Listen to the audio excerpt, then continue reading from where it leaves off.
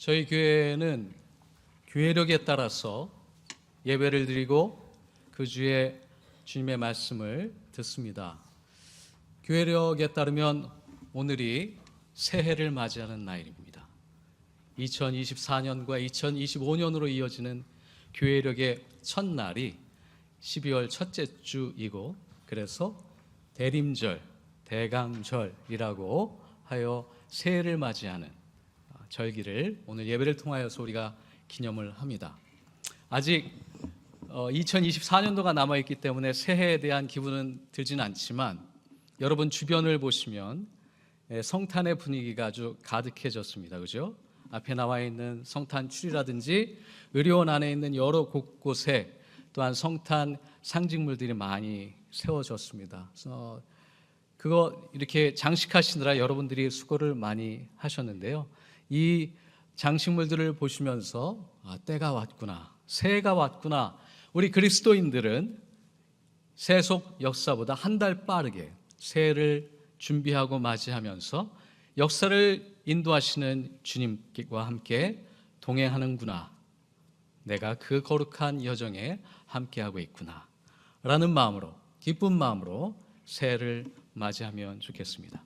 그런 의미에서 내년 1월에도 다시 인사드리겠지만, 올 새해에 하나님의 신실하시는 총과 축복이 우리 대학교의 모든 가족들과 영혼 가운데 함께 하시기를 간절히 축원합니다. 아멘. 감사합니다. 얼마 전에 신촌의료원 원목실장님으로부터 전화가 왔습니다. 휴민트를 통해서 알게 되었는데, 미래 캠퍼스의 취위생학과 학생과 생물학과 학생이 신천지에 포섭이 된 것 같다고 조치를 취해야 되지 않겠냐고 문의를 주셨습니다. 저희 의료원에 소속되어 있는 학과가 아니어서 미래캠 교목실에 연락을 드려서 안내하기로 했습니다. 다행히 저희 의료원 안에 있는 학생들 소식이 아니어서 다행이었지만, 대학 안에 이런 이단과 사이비 활동이 멈추지 않고 지속적으로 증가하고 있어서 참으로 걱정이 됩니다. 이단 사이비가 대학교 안에서 노골적으로 활동하는 시기는 특정한 시기를 중심으로 해서 활발해집니다. 그게 언제냐? 방학과 명절 그리고 연휴 기간입니다. 그때가 어떤 시기인가요? 학생들이 홀로 다니는 시간입니다. 그 외로움과 고독의 시간에 사이비와 이단 아주 열심 있는 사람들이 학생들을 포섭하기 시작을 하죠. 제가 이전에 근무했던 대학에서도 그 현상을 제가 목도하였습니다. 겨울방학 때 연구하러 나왔다가 식사하러 식당에 들어가는데, 한 20여 명이 되는 무리의 젊은 사람들이 그 식당에 들어와서 연말 연시를 같이 보내는 걸 봤습니다. 아니나 다를까 옆에서 대화하는 내용을 보니까 아주 열심히 있는 신앙인들이었습니다. 그러나 그들은 안타깝게도 신천지 혹은 하나님의 교회에 소속되어 있는 것들로 비춰졌습니다. 너무나도 걱정스러워서 다시금 교내의 활동들에 대해서 점검한 때가 기억이 납니다. 이 안타깝게도 이단 사이비에 대한 걱정과 염려가 줄어들지 않고 있습니다. 그게 우리의 현실입니다. 그들의 특징 중에 하나는 역사와 사회에 대해서 아주 비관적이고 비판적이며 부정적인 인식을 갖고 있다는 겁니다. 이 사회는, 역사는 부패하였고 더 이상 가능성이 없다. 그런 의미에서 이 땅 가운데 우리에게 보내주신 단 유일한 깨끗하고 거룩한 우리 선지자와 같은 목사님을 중심으로 공동체 안에 뭉쳐야 한다. 이분이 그리스도와 같은 분이다 라고 하는 메시지로 공동체의 결속을 상당히 강하게 다집니다. 잘 아실 겁니다. 이분들은 종말론을 기초하여 오늘의 역사를 이해합니다. 영원히 죽지 않는 우리 목사님, 그 목사님을 기반으로 하여서 우리는 천년 왕국을 기대하고 있습니다. 이 땅은 부패하여 더 이상 대안이 될 수 없습니다. 이제 우리 목사님 선지자를 통하여서 종말의 때가 가까이 올 것이니 우리와 함께 이 세상을 같이 심판합시다. 그날을 기다립시다 라고 하며 결속을 다지죠. 심리적으로 충분히 이해가 되는 분면이 있습니다. 우리 대학생들이 외롭고 쓸쓸하고 고독 가운데 있는 그 시간을 이 사람들은 가장 쉽게 침투합니다. 더더군다나 사회적으로 안타까운 것은 개인주의가 확산이 되면서 학생들 사이에 공동체성과 연결고리가 약해지고 있습니다. 소속감도 약해지고 있어서 더 이상 공동체가 제공할 수 있는 안전한 바운더리가 쉽게 제공되지 않는 상황 속에 학생들은 그들의 유혹에 노출되어 있죠. 이 외로움과 고독이라고 하는 현상 속에서 그들은 공허함과 또한 허무한 마음을 달랠 길을 없어 내 옆으로 다가오는 따뜻한 마음, 또한 환대의 마음, 친절과 배려의 마음을 가지고 있는 사람들에게 마음을 열 수밖에 없는 것. 그것이 또한 우리가 안타깝게 여기고 있는 오늘날 대학의 모습입니다. 아시다시피 이런 이단과 사이비의 현상은 오늘날 처음 일어난 것이 아닙니다. 무려 2세기, 3세기 때부터 이미 이단 사이비는 기독교 공동체 안에 치명적인 영향을 미쳐왔습니다. 대표적인 것이 플라톤의 이분법적인 세계관을 바탕으로 하여 발전했던 이 나스틱시즘입니다. 그들은 하나님의 내재성을 부인합니다. 보이지 않는 세계, 영주지라고 하는데요, 비물질적인 부분, 그 부분들이 오히려 더 본질에 가깝고 진리에 가깝다고 얘기합니다. 그러면서 보이는 세계, 물질적인 세계는 영원한 것이 아니기 때문에 타락할 수밖에 없고 그것은 배제되어야 된다라고 얘기하는 것이죠. 그러다가 결국은 예수님께서 남겨놓으신 가장 중요한 예배인 성찬식마저도 인정하지 않는 사람들이 되었습니다. 물론 역사 속의 이들은 이단과 사이비로 정죄되었습니다. 그러나 우리가 이런 현상들을 보면서 다시 한번 우리의 삶의 자리, 사역의 자리, 또한 대학 선교의 자리를 돌아보지 않을 수가 없습니다. 우리 공동체는 얼마만큼 그들에게 또 외로움과 고독을 채워줄 만큼 따뜻한 공간과 또한 관계를 제공하고 있는가? 이것이 목사로서 제가 가지고 있는 가장 큰 기도 제목입니다. 대강절은 예수님의 오심을 기념하고 기대하는 절기입니다. 예수님의 오심은 하나님 나라의 도래이며 현현입니다. 하나님의 나라에 대해서 우리가 다시 한번 확인할 필요가 있습니다. 하나님의 나라는 두 가지 역설적인 특징으로 우리는 고백합니다.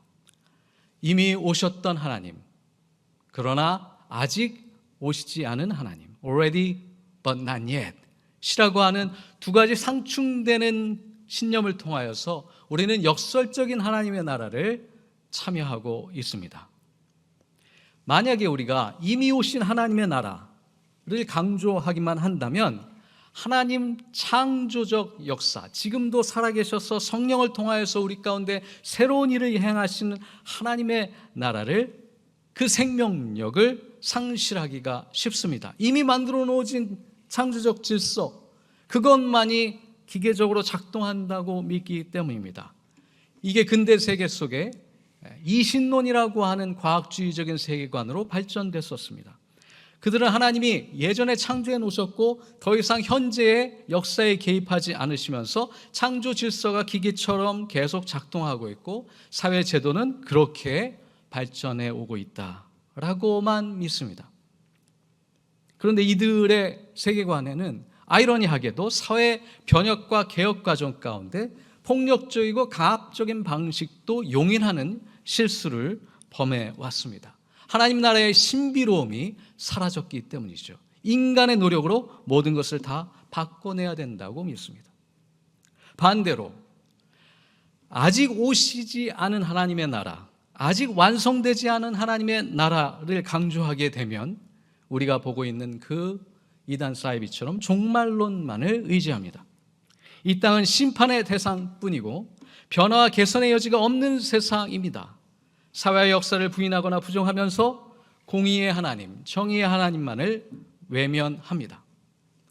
세상으로부터 분리되고 괴리되면서 아주 외골수적인 그들만의 세계 속에서 갇혀버리는 섹터화되는 공동체가 되죠.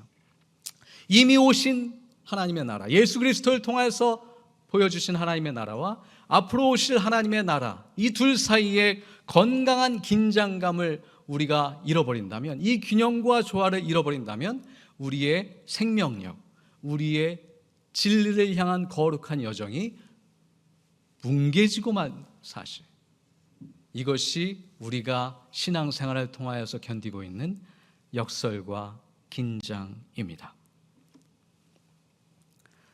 오늘 우리의 교회력에 따라주신 본문은 누가복음에서 비롯됩니다. 그러나 누가복음의 시작, 첫 번째 이야기, 그 성탄절 이야기의 시작은 예수님이 아닙니다. 사가랴라고 하는 제사장으로부터 성탄 이야기는 시작이 됩니다. 1세기 예수님께서 탄생하셨던 그쯤 유대인들의 삶을 조명해 보면 유대인들의 종교적인 이런 확신과 신념은 땅에 떨어져 있었습니다. 바벨론 포로로부터 돌아온 이스라엘은 무너진 성전을 다시 재건하고 율법을 세우며 성벽을 세웠습니다. 그러나 400년 동안 페르시아와 알렉산더의 속국으로 지배를 받으면서 그들의 삶은 헤어나올 길이 빛이 보이지 않았습니다. 그리고 이제는 로마의 식민지가 되었습니다. 누가복음의 저자는 이 1세기 예수님이 탄생하실 때쯤 이스라엘이 경험하고 있는 영적인 상태를 이 사가랴라고 하는 노인을 통하여서 상징화합니다. 그는 제사장이었습니다. 그의 종교적인 책무를 최선을 다하여서 이행하였습니다. 유대교 전통을 수호하였으며 메시아가 오시라고 하는 그 믿음을 붙들고 평생을 견뎠습니다. 그러나 현실은 여전히 로마 식민지입니다. 유대 종교는 정치적 상황 속에서 매몰됐고 경제적으로는 피폐했으며 더 이상 선민의식, 우리는 하나님으로부터 선택받았다라고 하는 그 의식마저도 희미해져 가던 시절, 사가랴는 그럼에도 불구하고 여전히 자신에게 주어진 종교적인 영적인 책무를 다하며 하루하루를 견뎌내고 있었습니다. 그의 나이는 이제 너무 많이 들어서 희망과 소망도 없는 것처럼 보였습니다. 인생에 낙도 없었고 열매도 없었습니다. 하나님의 역사를 믿고 살았지만 그것을 증명할 확실한 힘도 삶에 남아있지 않았습니다. 그 상황 속에 성전에서 천사의 음성을 듣습니다. 사가랴야, 이제 너희가 아들을 낳으리니 그 이름을 요한이라 하라. 가만히 사가랴는 듣고 있다가 헛웃음을 짓습니다. 마치 비아냥거리듯이. 어떻게 그것이 가능합니까? 어떻게 그것을 알겠습니까? 나는 늙은 사람이요, 내 아내도 나이가 많습니다. 이 이야기를 했더니 갑자기 성전 안에 있던 사가랴는 성전 안에서 나오자마자 벙어리가 됩니다. 말을 못하게 됩니다. 근데 이 현상을 누가복음 1장 25절에는 이렇게 설명합니다. 주님께서 나를 돌아보셔서 사람들에게 당하는데 부끄러움을 없이 해주시던 날에 나에게 이런 일을 베풀어 주셨다. 말로 표현할 수는 없지만 여전히 억울하고 혹은 나의 심정을 세상 사람들은 알아주지 못하지만 나는 벙어리이지만 변명할 수 없지만 그러나 주님께서 그때에 나의 억울함을 또한 하나님의 거룩한 계시가 내 삶 가운데 시작됐다는 사실을 해명해 주실 것이다 라고 고백을 합니다. 놀랍게도 아시겠지만 1장 맨 마지막 절에 2장 시작되는 이야기는 사가랴의 찬양의 기도로 시작이 되죠. 다시 오늘 본문으로 돌아와서 하나님의 나라가 어떻게 시작되는지를 오늘 본문을 통하여서 우리는 확인할 수 있습니다. 너희가 무화과 나무와 모든 나무들을 보아라. 입이 돋으면 너희는 스스로 깨달아 여름이 올 줄을 안다. 이와 같이 하나님의 나라가 가까이 온 줄로 알아라. 그러며 우리에게 이렇게 안내하시죠. 34절에 보시면 너희는 조심하여 방탕하여 술 취하고 세상살이의 걱정으로 너희 마음이 짓눌리지 않게 하고 그날이 덫과 같이 너희에게 올 것을 잊지 말라. 기도하면서 깨어 있어라. 이것이 하나님의 나라를 기대하고 소망하는 자의 마땅한 방법이다. 안내해 주십니다. 여러분, 이 대림절, 대강절, 새해를 맞이하는 우리의 마음은 어디로 향하고 있습니까? 우리 한국 교회는 전 세계 선교사의 유례가 없는 교회입니다. 선교사가 들어가기 전에 복음이 먼저 들어갔고 이미 한국 사람, 조선인들은 자발적으로 예수님을 주님으로 모시고 교회를 설립했던 교회입니다. 이런 교회가 역사상 전 세계에 없습니다. 그 시작은 어디에서 비롯됐느냐? 1882년. 자, 우리가 선교사님들이 들어온 해가 언젠지 기억하시죠? 1884년입니다. 2년 전에 언더두와 아펜젤러가 한국에 들어왔던 그 해 2년 전에 이미 황해도 소래마을에 교회가 세워집니다. 그 유명한 소래교회입니다. 서상륜이라고 하는 중국과 무역을 했던 이분은 중국에 가서 기독교를 이미 받아들이고 신앙인으로 고백하여서 집에 돌아와 교회를 세웁니다. 이것이 한국 교회의 출발이며 시작입니다. 얼마나 작습니까? 얼마큼 미약하고 소박한 출발입니까? 그런데 이 역사는 전 세계 교회사에, 선교사에 널리 퍼져 있는 유명한 이야기입니다. 어떻게 한국 조선인들은 선교사가 들어가기 전에, 복음이 뿌려지기 전에 이미 기독교인이 되었는가? 언더두와 아펜젤러는 한국에 들어오기 전에 이미 한국어, 조선어로 성경이 번역되어 있다는 사실조차도 놀라워했습니다. 서상륜의 마음을 상상해 봅니다. 그는 하나님의 나라의 징조를 보았습니다. 중국을 통하여서 전 세계의 역사의 흐름을 보면서 우리 민족의 미래는 이 메시아를 통하여서, 예수 그리스도의 종교를 통하여서 자유와 해방의 길이 있음을 믿고 소망하였습니다. 그것이 소래교회입니다. 또한 원주연세의료원의 씨앗은 어떻게 뿌려졌습니까? 1913년 섬이간병원으로 비롯되었습니다. 일제의 억압으로 인하여서 문을 닫았을 때, 선교사님들이 이 땅을 떠날 때 그들의 마음은 어떠했는지 상상해 봅니다. 같은 분들이 이 땅에 다시 돌아오진 않았지만 선교사님들의 뿌린 꿈과 비전의 소망, 그 씨앗은 누군가에게 다시 심겨져 1958년에 이 땅에 다시금 원주 기독연합병원이 세워집니다. 주디 선교사님, 모래리 선교사님, 문창모 선생님, 그분들의 믿음과 소망은 어디에서 비롯됐을까요? 그분들은 이 병원이 처음에 세워질 때 지금처럼 이렇게 웅장하게 발전하고 성장하리라 믿었을까요? 예, 그러기도 하고 또한 그러지 않을기라도 생각합니다. 하나님의 나라의 비전을 품고 소망을 품었다면 분명 그 비전을 꿈으로 실현하기 위하여서 삶을 드렸을 겁니다. 그것이 우리의 씨앗이며 우리 원주연세의료원의 비전이고 또한 현실입니다. 여러분, 예수님이 오십니다. 작은 예수님이 오십니다. 아기 예수님이 어떻게 이 세상을 변화시킬 수 있을까요? 그의 외형적인 형체로서는 결단코 이 험악하고 폭력적이며 잔인한 세상을 평화로 인도해 줄 거라는 상상이 되지 않습니다.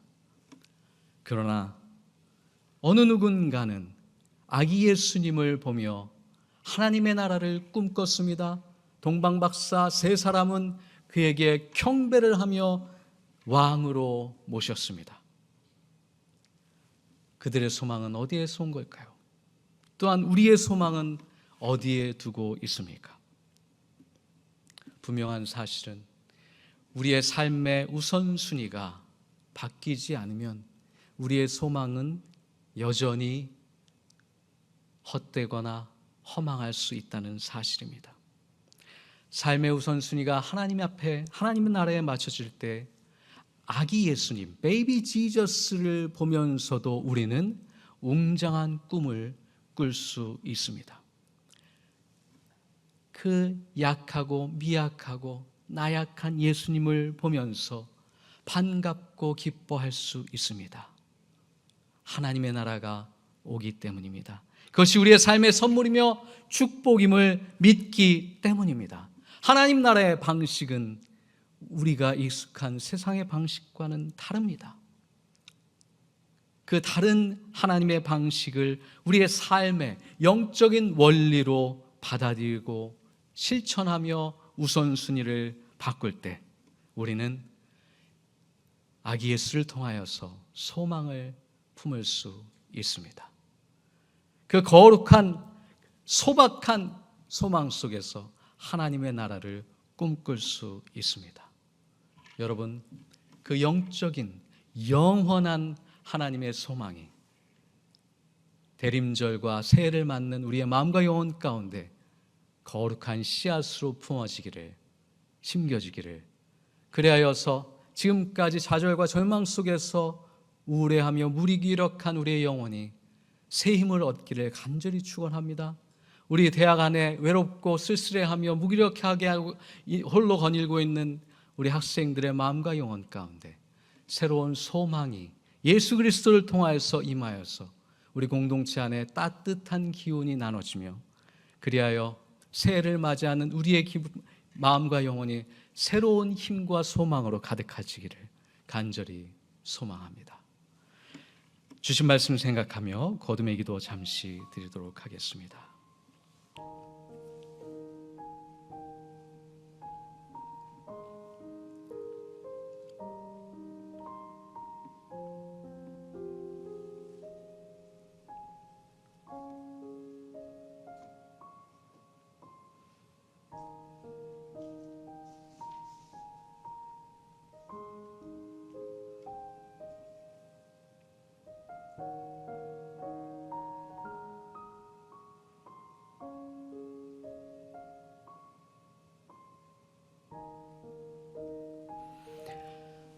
사랑의 주님, 오직 당신만이 우리의 삶의 소망인 줄 믿습니다. 아기 예수님의 오심을 보며 이 땅의 원리가 천국의 원리로, 하나님 나라의 원리로 변화할 수 있다는 그 평화의 메시지를 발견할 수 있도록, 그 영적인 원리를 우리가 발견하며 실천할 수 있도록 주여 우리의 영혼을 이끌어 주시옵시며 우리의 영혼의 눈을 깨워 당신의 오심을 발견케 하여 주시옵소서. 예수님의 이름으로 기도드리옵나이다. 아멘.